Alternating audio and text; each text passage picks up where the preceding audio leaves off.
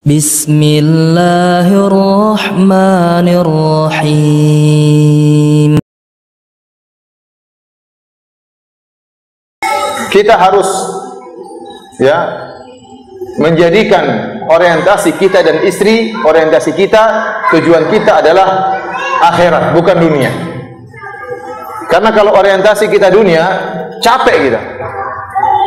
Tapi kalau orientasi kita akhirat, kita tahu dunia ini sarana untuk mencapai akhirat. Dunia ini pasti kita harus tempuh. Kita ingin sampai akhirat, nggak mungkin langsung mencapai akhirat, harus lewat dunia dulu. Tapi ingat, dunia ini hanya tempat untuk lewat, tempat untuk mampir, bukan tempat tinggal selama-lamanya. Tatkala orientasi kita akhirat, kita akan semangat. Kita kerja ya kerja, tapi kita tahu ini uang untuk saya gunakan untuk sekolahkan anak, untuk datangkan guru ngaji, untuk berbakti kepada orang tua, untuk menafkahi istri. Orientasinya akhirat.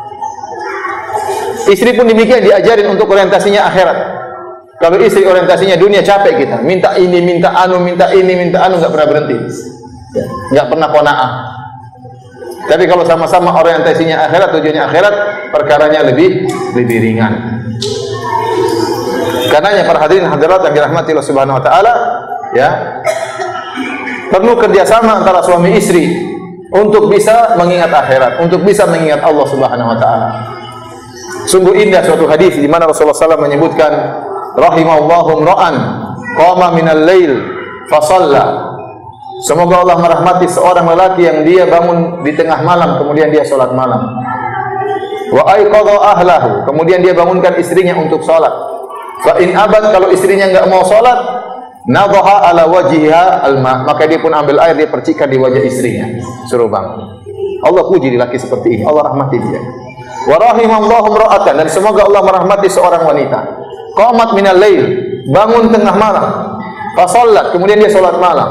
Wa aiqadhat zaujaha, kemudian dia bangunkan suaminya. Fa in aba, kalau suaminya enggak mau bangun, nadhahat ala wajhil ma, dia percikan air di wajah suaminya supaya apa? Bangun. Kenapa? Mereka berdua kerjasama untuk bisa sholat malam, butuh kerjasama. Antum pun demikian, usahakan sholat malam sama istri.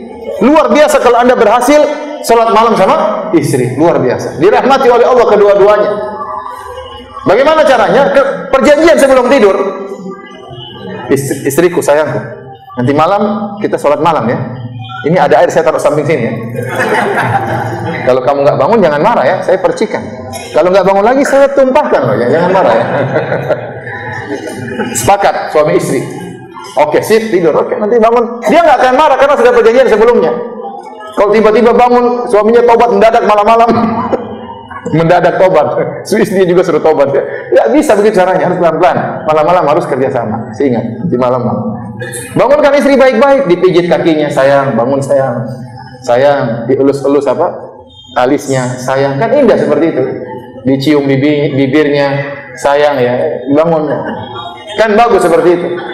Ambil air, percikan, kalau nggak mau bagus bangun, percikan air, sayang, bangun, doain anak-anak, dia ingat anak-anak, mungkin dia semangat. Cintaku, bangunlah engkau, kita ingin masuk surga bareng-bareng, bisik di telinganya. Kalau dia nggak mau lagi, bisik, dia pasti bangun. Saya mau poligami, dia pasti bangun. Dia pasti bangun ya. Aku mau apa tuh? Kamu nggak mau bangun lagi, bisikin seperti itu. Jadi ajak istri untuk apa? Untuk sholat malam. Istri juga begitu, ngajak suami sholat malam pelan-pelan. Pijit suami, masya Allah, bikinkan kopi, taruh di samping suami, mas, kopinya sudah jadi. Sholat malam, doain anak-anak, indah. Bisa kerjasama untuk sholat malam, luar biasa. Kata Nabi SAW, fa in shallaya jami'an kutiba minadz-dzakirina Allah katsiran wadz-dzakirat. Kalau ternyata mereka sholat malam berdua bareng-bareng, maka dicatat kedua-duanya, sang suami dicatat sebagai lelaki yang banyak mengingat Allah, dan wanita, istrinya dicatat sebagai wanita yang banyak mengingat Allah, yang Allah sebutkan dalam Al-Quran. Wadz-dzakirina Allah katsiran wadz-dzakirat.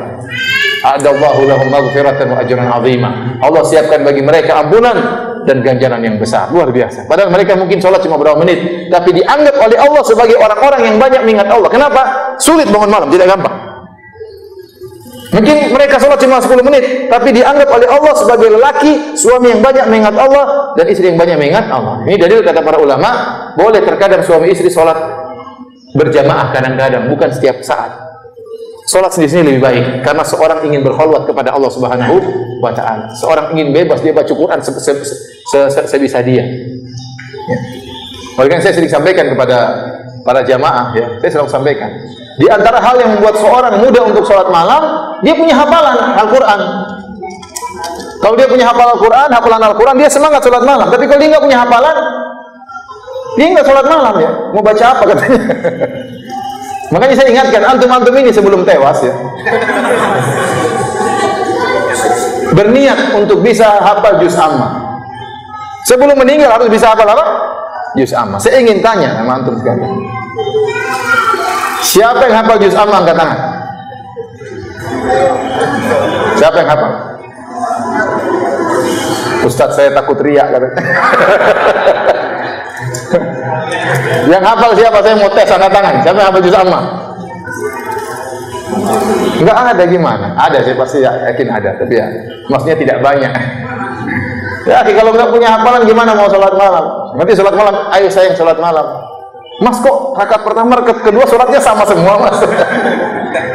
Papi kok sholatnya udah mami aja di imam katanya.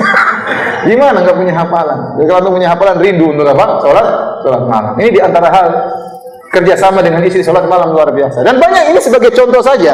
Banyak kerjasama yang lain yang menunjukkan Anda dan istri Anda punya orientasi akhirat. Kerjasama bikin pengajian, kerjasama jadi panitia pengajian, kerjasama ngundang ustadz bikin pengajian di rumah, kerjasama kita gerakan ibu-ibu di desa-desa. Ayo kamu datang saya datang ke bapak-bapaknya, kamu ke ibu-ibunya. Bikin acara. Karena kita itu manusia ini, kalau tidak disibukkan dengan kebaikan, akan disibukkan dengan keburukan.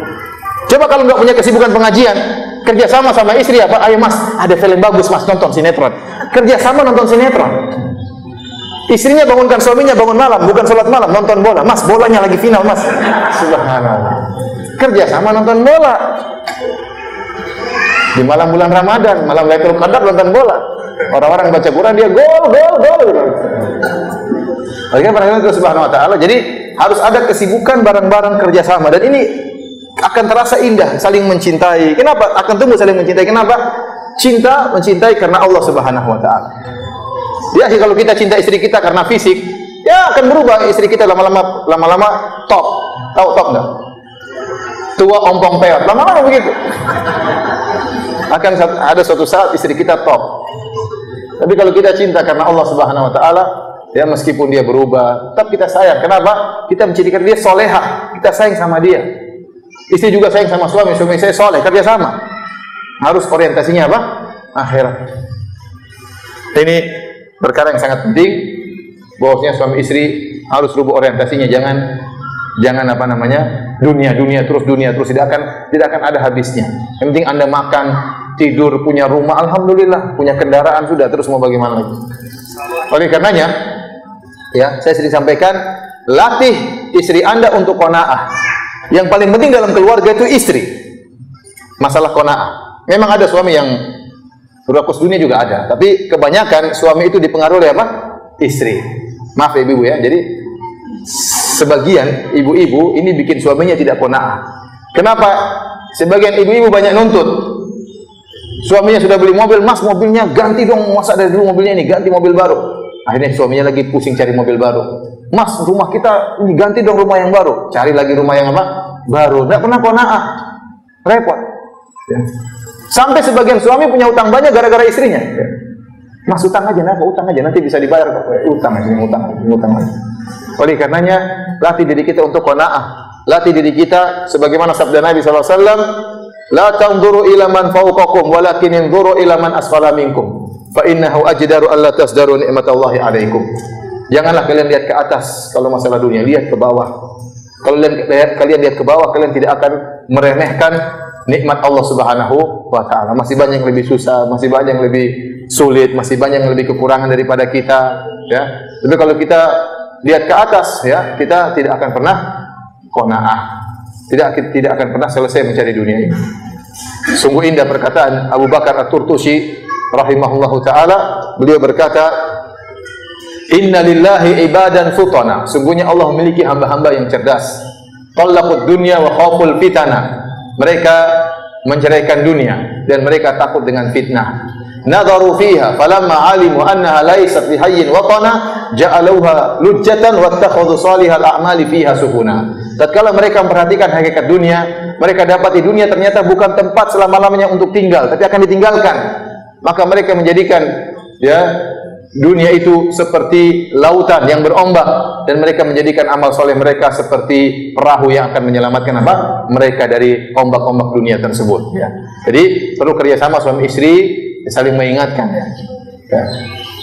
Dan ada nasihat yang saya selalu sering dengar dari Syekh Abdul Razak, guru saya hafizahullah taala. Dia mengatakan kalau bisa keluarga itu ada acara pengajian di rumah, tidak usah panggil ustaz, masing-masing jadi ustaz. Gimana caranya? Seminggu sekali atau sebulan sekali bikin acara pertemuan keluarga. Hari ini suami yang ceramah. Kalau nggak bisa ceramah, baca. Pokoknya baca hadis, coba jelaskan makna hadis tersebut. Ya kan bisa baca, ada buku terjemahan. Nanti minggu depan istrinya yang ceramah. Ya, tentang bahayanya kalau poligami tidak adil. Kata Nabi SAW, man lahum ra'atani famalat ila idahuma ja'a yaumal qiyamati wa shikkuhu ma'il. Barang siapa yang punya istri dua, condong kepada salah satunya, datang hari kiamat badannya miring. Hati-hati. Jadi masing-masing ceramah. Anak ceramah tentang orang tua yang baik.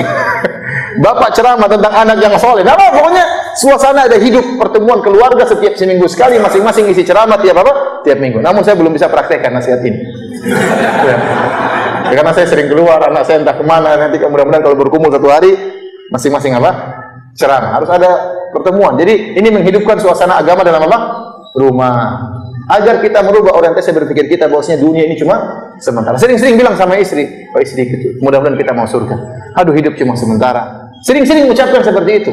Kalau kita melihat kemewahan dunia, bilang perkataan Nabi SAW, labbaik, apa kata Nabi SAW, la aisha illa aishul akhirah. Sungguhnya tidak ada kehidupan yang sungguhnya kecuali kehidupan akhirat. Agar kita enggak lupa, lihat mobil mewah, la aisha illa aishul akhirah. Tidak ada kehidupan yang sungguhnya kecuali kehidupan akhirat. Kalau kita enggak ingat akhirat, kita ngiler lihat mobil mewah, ngiler lihat rumah mewah. Manusia seperti itu sifatnya. Harus sering diingatkan. Jadi perkara yang sangat penting, bikin kesibukan urusan akhirat, urusan pengajian kah, urusan apa kah, pokoknya bikin kesibukan sama istri. Ajar dia untuk qanaah. Baik.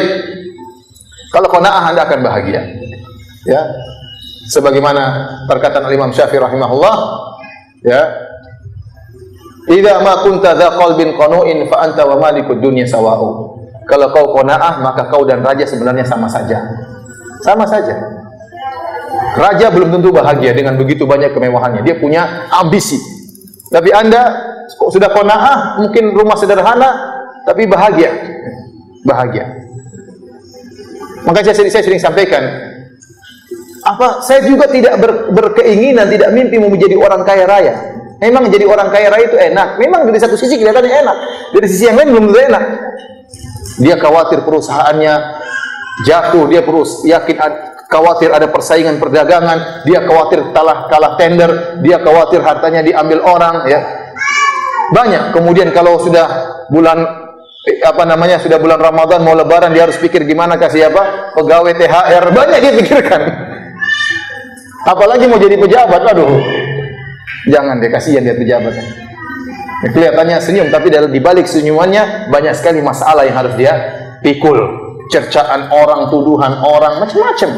Enak ente hidup biasa, punya rumah, punya anak, yang penting bahagia. Jadi maksud saya yang penting qanaah, sehingga orientasi kita selalu akhirat.